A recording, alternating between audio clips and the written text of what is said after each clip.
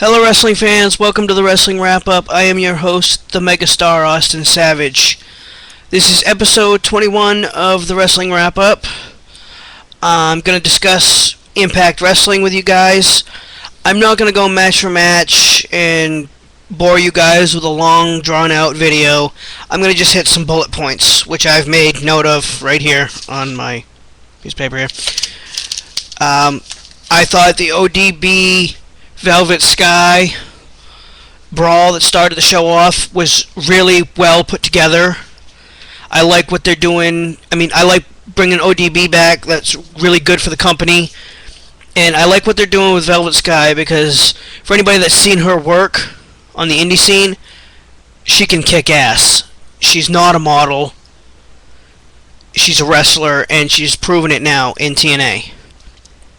Crimson's undefeated streak. I've said this in a previous video. I don't care about it.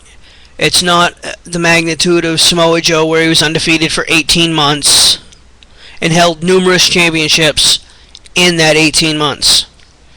Let's see him beat some quality opponents like Joe at Slammiversary. Then I'll give him a little bit of credibility for this quote-unquote undefeated streak. Fat Hardy, who wrestled Crimson on Impact Wrestling. We saw the cravat, I believe it was 3 times. We saw the swinging neck breaker, like 3 times. Fat Hardy, what, do you not know how to wrestle? Are those the only 2 moves you learned this week, or what?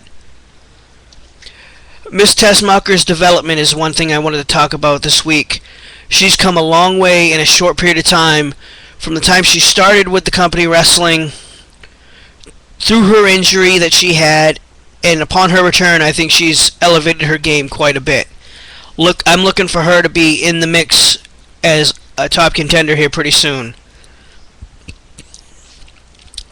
Anderson as Old School Sting versus Eric Young as the not-so-great Muta. I'm tired of Ken Anderson's antics with the whole Old School Sting thing. Just come out and wrestle Sting at Slammiversary and just be a wrestler. You don't have to do all the stupid shit. I did enjoy Eric Young as the not-so-great Muta. He looked really goofy in the makeup and everything, but it was cool. I loved the Green Mist, the whole thing they did with the Green Mist, because, everybody that is an old-school fan, a long-term fan, knows about the Great Muta and his history in professional wrestling. Kazarian and Brian Kendrick, I've said it 100 times, and I'll say it again, I love the X Division. It is what TNA is built on. And anybody that doesn't know, YouTube it, go on TNA On Demand, and watch old X Division. It's bar none the best TNA has ever put out. Bully Ray and AJ Styles. Last man standing at Slammiversary.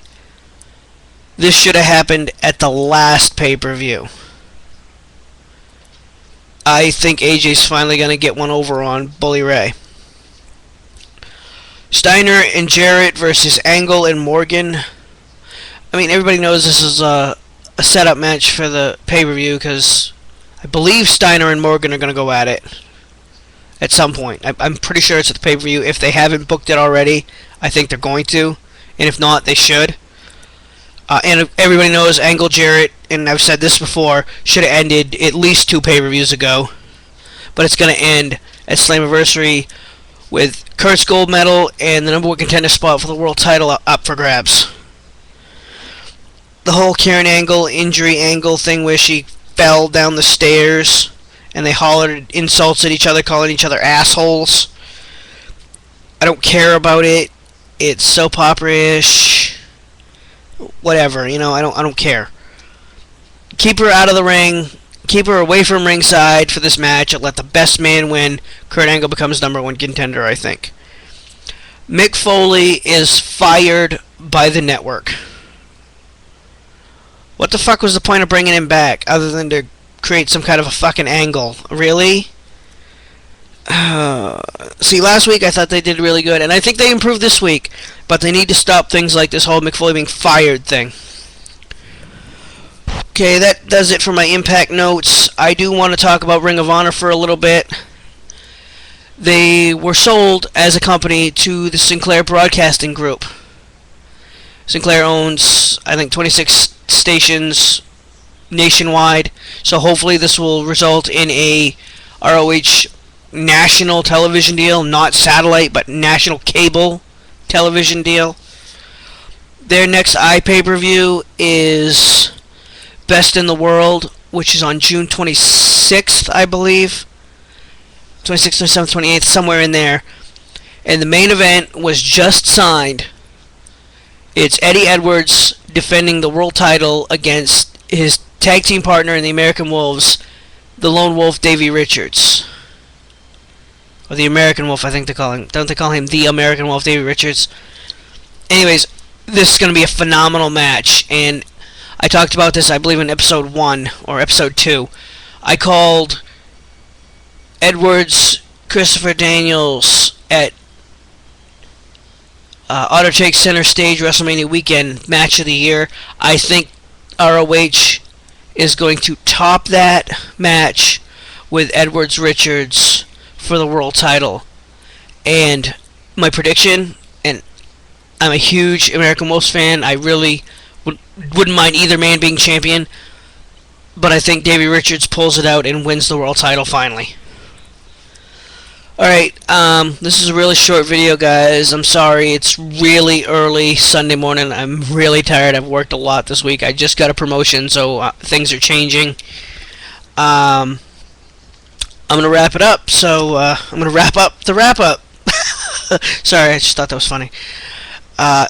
This is the Wrestling Wrap-Up. I am your host, the Megastar Austin Savage.